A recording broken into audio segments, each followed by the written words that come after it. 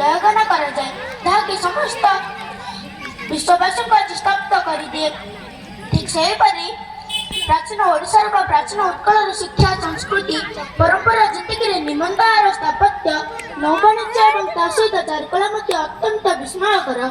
କୋଣାର୍କର ଦେହରେ ବିଚିତ୍ର ହୋଇଥିବା ଶିଳ୍ପମାନେ ଆଜି ସମଗ୍ର ବିଶ୍ୱବାସୀଙ୍କୁ ଚକିତ କରାଇ ପାରୁଛନ୍ତି। ସେହି ମାଟିରେ ପୁଣି ଥରେ ଶିକ୍ଷାର ପ୍ରଦୀପକୁ ଜାଳି ଏକ ସାମଗ୍ରିକ ଶିକ୍ଷାର ସମ୍ପ୍ରସାରିତ ବଳୟ ଭିତରକୁ ମୁଁ ଆପଣ ସମସ୍ତଙ୍କୁ ସ୍ୱାଗତ କରୁଛି, ଯାହାର ଏକ ଜ୍ୱଳନ୍ତ ଉଦାହରଣ ହେଉଛି ସରସ୍ୱତୀ ଶିଶୁ ବିଦ୍ୟା ମନ୍ଦିର, ବ୍ରହ୍ମେଶ୍ୱର କଲୋନୀ, ରସୁଲଗଡ଼।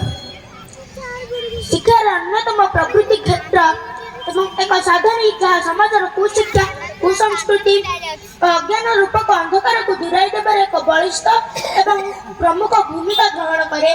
ସେହିଭଳି ଏକ ସୁନ୍ଦର କ୍ଷେତ୍ରକୁ ମୁଁ ଶୁଭମ ନାୟକ ଆପଣ ସମସ୍ତଙ୍କୁ ସ୍ୱାଗତ କରୁଛି। ଶୁଭ ସନ୍ଧ୍ୟା। ସମ୍ମାନୀୟ ସଭାପତି ମହୋଦୟ, ମଞ୍ଚାସୀନ ବରେଣ୍ୟ ଅତିଥିବୃନ୍ଦ, ପୂଜ୍ୟ ପୂଜ୍ୟ ଆସନର ଅଳଙ୍କୃତ ଗୁରୁଜୀ ଓ ଗୁରୁମାବୃନ୍ଦ ଏବଂ ଏଥର ଉପସ୍ଥିତ ଥିବା ପୂଜ୍ୟାସ୍ପଦ ଗୁରୁଜନ ମଣ୍ଡଳୀ ଓ ଏଥର ଉପସ୍ଥିତ ଥିବା ସାନ ବଡ଼ ଭାଇ ଓ ଭଉଣୀମାନେ, ଆଜିର ଏହି ବାସନ୍ତିକ ବାତାବରଣରେ ଆମେ ଆମ ବିଦ୍ୟାଳୟର ବାର୍ଷିକ ଉତ୍ସବ ପାଳନ କରୁଅଛୁ। ମନ୍ଦିର ସମାନ ଆମ ବିଦ୍ୟାଳୟ ସବୁ ସ୍ମୃତି ପରେ ଦେଖିଛୁ ମଧ୍ୟ। ପଢ଼ିଥିଲି ଜଇଁ ପ୍ରଥମ ଅକ୍ଷର, ଶିଖିଥିଲି ଜଇଁ ପ୍ରଥମ କଥା, ଶିଖିଥିଲି ଜଇଁ ପ୍ରଥମ କଥା। ବିଦ୍ୟାରତ୍ନ ମହାଧନ, ଯେଉଁ ମାଟିରେ ଅମଣିଷ ମଣିଷ ହୁଅନ୍ତି, ମହାମୂର୍ଖ ପଣ୍ଡିତ ହୁଅନ୍ତି, ସେମିତି ପବିତ୍ର ମାଟି। ଯେଉଁ ବିଦ୍ୟାଳୟର ମାଟିରେ ମୁଁ ମୋର କୁନିପାଦ ଦୁଇଟି ଥାପି ବ୍ରହ୍ମା, ବିଷ୍ଣୁ, ମହେଶ୍ୱରଙ୍କ ସାନ୍ନିଧ୍ୟ ପାଇଥିଲି, ଗୁରୁଙ୍କ ଚରଣ ସ୍ପର୍ଶ କରିଥିଲି, ଶିଖିଥିଲି ଗୁରୁ ବ୍ରହ୍ମା, ଗୁରୁ ବିଷ୍ଣୁ, ଗୁରୁଦେବ, ମହେଶ୍ୱର। ସେହି ବିଦ୍ୟାଳୟକୁ ମୋର ଶତକୋଟି ପ୍ରଣାମ। ସେହି ବିଦ୍ୟାଳୟ କେଉଁ ବିଦ୍ୟାଳୟ ନୁହେଁ, ସେ ହେଉଛି ଆମର ପ୍ରିୟ ବିଦ୍ୟାଳୟ ସରସ୍ୱତୀ ଶିଶୁ ବିଦ୍ୟା ମନ୍ଦିର, ବ୍ରହ୍ମେଶ୍ୱର କଲୋନୀ, ରସୁଲଗଡ଼। ଯେଉଁ ବିଦ୍ୟାଳୟ ଭାରତୀୟ ଶିକ୍ଷା ବିକାଶ ସଂସ୍ଥାନ ସହ ଅନୁବନ୍ଧିତ, ଆମ ମନରେ ପ୍ରେରଣା ଓ ସାହସ ଦେଇ ଆମକୁ ଭଲ ମଣିଷ କରି ଗଢ଼ି ତୋଳିବାରେ ଆମ ଗୁରୁଜୀ ଓ ଗୁରୁମାମାନେ ହେଉଛନ୍ତି ପଥ ପ୍ରଦର୍ଶକ ଓ ଦିଗ୍ଦର୍ଶକ।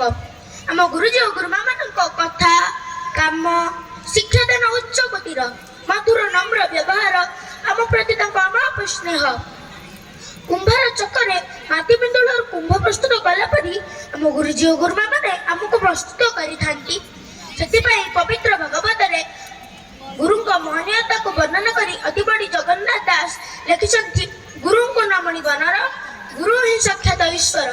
ସଭ୍ୟତାରାଦି ପର୍ବରେ ଦୂରଦର୍ଶୀ ପ୍ରବୀଣ ପଣ୍ଡିତଗଣ ସମାଜର ମଙ୍ଗଳ ନିମିତ୍ତ ଯେତେଗୁଡ଼ିଏ ଶିକ୍ଷାନୁଷ୍ଠାନର ପରିକଳ୍ପନା କରିଥିଲେ, ସେଗୁଡ଼ିକ ମଧ୍ୟରୁ ବିଦ୍ୟାନୁଷ୍ଠାନ ସର୍ବପ୍ରଥମ।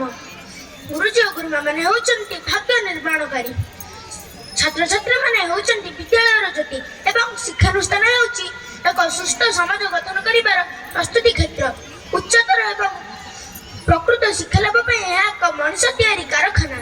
ଶୈଶବରୁ ଶିଶୁମାନଙ୍କର ସୁଗୁଣ ପ୍ରତି ଧ୍ୟାନ ଦେଲେ ଏକ ସୁସ୍ଥ, ସବଳ ଏବଂ ବଳିଷ୍ଠ ଓ ସମୃଦ୍ଧିଶାଳୀ ସମାଜ ଗଠନ କରାଯାଇପାରିବ। ଆମ ଦେଶର ଏକ ପ୍ରାଚୀନ ଶିକ୍ଷାନୁଷ୍ଠାନ ନିଜର ସାରମର୍ମ ଘୋଷଣା କରି ଲିପିବଦ୍ଧ କରିଛି, ସା ବିଦ୍ୟା ଯା ବିମୁକ୍ତୟେ। ଏହି ଉପନିଷଦୀୟ ତତ୍ତ୍ୱର ଅର୍ଥ ହେଉଛି, ଯେଉଁ ବିଦ୍ୟା ମୁକ୍ତି ପ୍ରଦାନ କରେ ଏବଂ ଆତ୍ମାର ବିକାଶ କରେ, ସେ ହେଉଛି ପ୍ରକୃତ ବିଦ୍ୟା। ଇଂରାଜୀରେ ଏକ ପ୍ରବାଦ ଅଛି, time and that weights for non. ସମୟ ଓ ସ୍ରୋତ କାହାକୁ ଅପେକ୍ଷା କରେ ନାହିଁ, ତେଣୁ ସମୟର ମହାଗଣନା ଦୃଷ୍ଟିରୁ ଆମ୍ଭମାନଙ୍କୁ ସମୟାନୁବର୍ତ୍ତୀ ହେବାକୁ ପଡ଼ିବ। ଆମ ବିଦ୍ୟାଳୟର ବଡ଼ ଗୁରୁଜୀ, ଯାହାଙ୍କ ନାଁ ହେଉଛି ଶ୍ରୀଯୁକ୍ତ ସ୍ୱାଧୀନ ମହାନ୍ତି, ତାଙ୍କ ଗୁଣର ତ ସୀମା ନାହିଁ। ନିରହଙ୍କାର, ସେବା ମନୋଭାବ, ଅକପଟ ସ୍ୱଭାବ, ଉଚ୍ଚକୋଟୀର ଶିକ୍ଷା ନୈପୁଣ୍ୟ ଓ ଛାତ୍ରବତ୍ସଳ ଆଦି ଗୁଣରେ ସେ ପରିପୂର୍ଣ୍ଣ। ତାଙ୍କୁ ମୋର ନମ୍ର ପ୍ରଣିପାତ। ଆମ ବିଦ୍ୟାଳୟ ଏକ ଆଦର୍ଶ ବିଦ୍ୟାଳୟ। ଆମ ବିଦ୍ୟାଳୟରେ ଶିକ୍ଷା, କ୍ରୀଡ଼ା, ଚିତ୍ରାଙ୍କନ, ବକ୍ତୃତା, ସଙ୍ଗୀତ, ନୃତ୍ୟ, ସାଧାରଣ ଜ୍ଞାନ ଆଦି ପ୍ରତିଯୋଗିତା ଅନୁଷ୍ଠିତ ହୋଇଥାଏ। ଖାଲି ବିଦ୍ୟାଳୟରେ କାହିଁକି, ବିଦ୍ୟାଳୟ ବାହାରେ ସହର ତଥା ରାଜ୍ୟର ଭିନ୍ନ ଭିନ୍ନ ସ୍ଥାନରୁ ଅନୁଷ୍ଠିତ ହେଉଥିବା ବିଭିନ୍ନ ପ୍ରତିଯୋଗିତାରେ ଆମ ବିଦ୍ୟାଳୟର ଛାତ୍ରଛାତ୍ରୀମାନେ ଅଂଶଗ୍ରହଣ କରି ପୁରସ୍କାର ପ୍ରମାଣପତ୍ର ଗ୍ରହଣ କରିବା ସଙ୍ଗେ ସଙ୍ଗେ ବିଦ୍ୟାଳୟର ଗୌରବ ବୃଦ୍ଧି କରି ଆସୁଛନ୍ତି। ମୁଁ ମଧ୍ୟ ଆମ ବିଦ୍ୟାଳୟରେ ଅନୁଷ୍ଠିତ ହେଉଥିବା ଶ୍ରୀନିବାସ ରାମାନୁଜନ ଗଣିତ ପ୍ରତିଭା, ପ୍ରାଦେଶିକ ମେଧା ପରୀକ୍ଷା, ପ୍ରାଦେଶିକ ଉତ୍କଳ ଜ୍ୟୋତି ଚୟନ ପ୍ରତିଯୋଗିତା, ପ୍ରାଦେଶିକ ପ୍ରଶ୍ନମଞ୍ଚ ପ୍ରତିଯୋଗିତା, ପ୍ରାଦେଶିକ ବକ୍ତୃତା ପ୍ରତିଯୋଗିତା ଆଦିରେ ଅଂଶଗ୍ରହଣ କରି ପୁରସ୍କାର ପାଇବାର ସୁଯୋଗ ଲାଭ କରିପାରିଛି।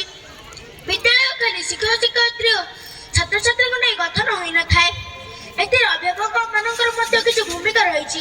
ସର୍ବୋପରି ଅଭିଭାବକମାନଙ୍କର ଭୂମିକା ଛାତ୍ରଛାତ୍ରୀମାନଙ୍କର ତଥା ବିଦ୍ୟାଳୟର ଉନ୍ନତି ଭିତରେ ବିଶେଷ ଭାବରେ ସହାୟକ ହୋଇଥାଏ। ଆଜିର ଏହି ବାର୍ଷିକ ଉତ୍ସବରେ ସମସ୍ତ ଅଭିଭାବକମାନେ ଆମ ବିଦ୍ୟାଳୟର ଭଲ ମନ୍ଦ ସୁବିଧା ଅସୁବିଧା ବୁଝି ଆମ ବିଦ୍ୟାଳୟର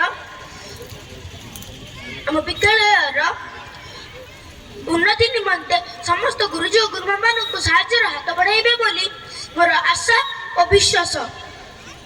ଆମ ବିଦ୍ୟାଳୟର ଛାତ୍ରଛାତ୍ରୀମାନେ ଆଜି ଶପଥ ଗ୍ରହଣ କରିବା ଯେ ଆମେ ଏହି ବିଦ୍ୟାଳୟରେ ପାଠ ପଢ଼ି ବିଦ୍ୟାଳୟର ନାଁ ରଖିବା ସହିତ ଦେଶ ଓ ଜାତିର ନାଁ ରଖିବା। ମୁଁ ଏହି ବିଦ୍ୟାଳୟରେ ପାଠ ପଢ଼ୁଛି ବୋଲି ନିଜକୁ ଗର୍ବ ଅନୁଭବ କରୁଛି।